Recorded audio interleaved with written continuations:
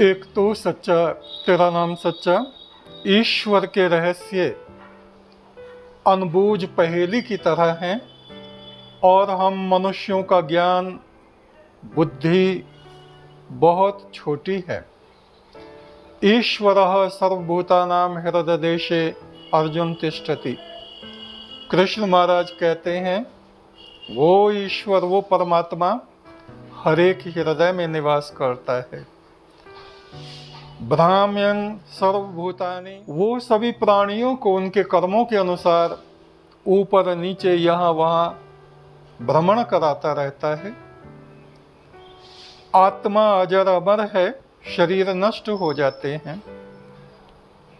मृत्यु के बाद भी आत्माएं जगह जगह अपना स्थान बना लेती हैं। कुछ पवित्र आत्मा होती हैं, कुछ साधु सन्यासी जैसे होते हैं, और ख़ास तौर से सुनसान जंगलों में रह कर के वो अपनी आराधना उपासना करते रहते हैं। उसी विषय में एक घटना का हमें पता चला था और हमारे साथ में हैं अपने राजेंद्र जी जो कि बदायूं से हैं। इस विषय में हम उनसे बात करेंगे। एक तू सच्चा, तेरा नाम सच्चा। आपने जो वो घटना बताई थी, घटना का वर्ष और स्थान तो मुझे पता नहीं है जी, लेकिन कहीं सत्संग चल रहा था जी। तो उस सत्संग में एक सज्जन ने बताया था कि एक ट्रेन में एक साइंटिस्ट थे ओएनजीसी के, वो सफ़र कर रहे थे, काफ़ी एजिड थे जी। और जब वो सर्विस के दौरान यंग अवस्था में बिल्कुल नास्तिक टाइप के थे जी, भगवान लोगों को नहीं मानते थे। हाँ जी। तो उनके सामने वाली बर्थ पे बैठे हुए दूसरे साइंटिस्ट ने जब उनके हाथ में पुस्तक देखी तो उन्होंने उनसे कहा कि आप इस पुस्तक को पढ़ते हैं क्या? आध्यात्मिक पुस्तक जी। जी। तो उन्होंने कहा था कि पहले तो मैं नहीं मानता था इन सब चीज़ों के लिए, लेकिन मेरे साथ एक घटना घटी थी जी। एक ओएनजीसी का प्रोजेक्ट चल रहा था किसी जगह पर जी। और वहाँ पर सारी प्रोजेक्ट पूरा तैयार हो गया, सारी मशीन, एक मशीन जो हमेशा फेल हो जाती थी, कहीं जंगलात में था। जी जी, जंगल में ओएनजीसी जहाँ तेल निकालते हैं वहाँ प्रोजेक्ट पर बहुत बड़ा अच्छा, जंगल में था। अच्छा। तो जब मशीन कार्य नहीं कर रही थी तो उन सबसे जो बड़े साइंटिस्ट थे उन्हीं को बुलाया गया था जी। और उन्होंने तमाम प्रयास करे लेकिन मशीन चालू होने का नाम नहीं कर रही थी। बाद में उन्होंने रात में एक बार अध्ययन कर रहे थे, रात के 2 बजे करीब, तो उनका जो कैंप कार्यालय था जंगल में, हाँ जी। उसमें 2 बार नोक की आवाज़ आई। अच्छा। चूँकि गेट खुला हुआ था तो उन्होंने कहा कौन अंदर आइए। तो वो एक कोई सफ़ेद दाढ़ी वाले बाबा अंदर आए। तो कोई सन्यासी टाइप के, हाँ, स्वरूप में सन्यासी थे जी। तो उन्होंने कहा हाँ बताएं क्या काम है आपका। तो उन्होंने कहा कि हमने आपका क्या बिगाड़ा है जो आप ये मशीनें हमारे यहाँ चला रहे हैं। जब उन्होंने मुड़कर देखा तो उन्होंने पहले तो उनको प्रणाम किया, बोले कि आपको इससे प्रॉब्लम क्या है? ये हमारे देश का विकास के लिए ये बहुत बड़ा प्रोजेक्ट लग रहा है, इससे हमारे देश के तमाम रोजगारों को रोजगार मिलेगा, हमारा देश उन्नति करेगा, इसलिए गवर्नमेंट, यहाँ पर तेल की खदान ज़्यादा है इसलिए गवर्नमेंट ने यहाँ ये प्लांट लगाया है। तो उन्होंने कहा ये प्लांट आप कहीं और लगा लो, यहाँ हमारा वास है।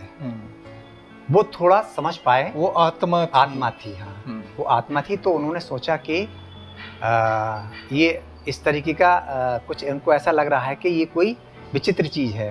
तो उन्होंने कहा कि अगर आप अपना स्थान अगर कहीं चेंज करें तो हमको ज़्यादा अच्छा लगेगा, क्योंकि यहाँ गवर्नमेंट का बहुत ज़्यादा पैसा लग चुका है। हाँ जी।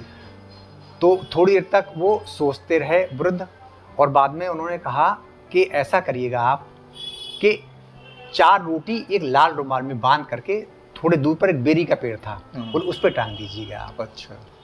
और फिर हम यहाँ से चले जाएंगे। हाँ, अगले दिन उन्होंने एक जो उनके यहाँ जो चपरासी था उसे 4 रोटी बनवाई और लाल कपड़ा मंगवा के उसमें बांध करके और भाई बेरी के पेड़ पर टांग दिया। अच्छा। और वो प्रोजेक्ट कार्य करने लगा, मशीन काम करने लगी। यानी वो अपना स्थान छोड़ गए, कहीं दूसरी जगह अन्यत्र चले गए।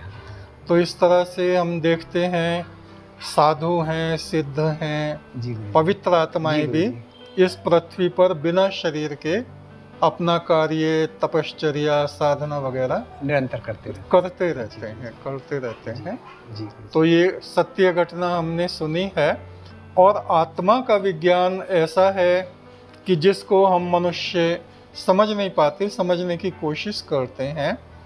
और इन बातों को सामने रखने से हमारा मतलब किसी को भयभीत करने से नहीं है। उद्देश्य ये है कि हम ये समझें कि जब हम लोगों के शरीर नहीं रहेंगे तब भी हमारी आत्माएं कहीं ना कहीं कार्य करती रहेंगी और वैसे ही कार्य करेंगी जैसा हम अपने इस जीवन में करेंगे। तो हम पुण्य कर्म करें, परम ब्रह्म की आराधना करें, दूसरों की मदद करें, हम श्रेष्ठ और पवित्र आत्मा बनने की कोशिश करें। ये हमारा उद्देश्य रहता है इस तरह की घटनाएं आपके सामने लाने का। शुभम अस्तु, शुभम अस्तु। एक तू सच्चा, तेरा नाम सच्चा।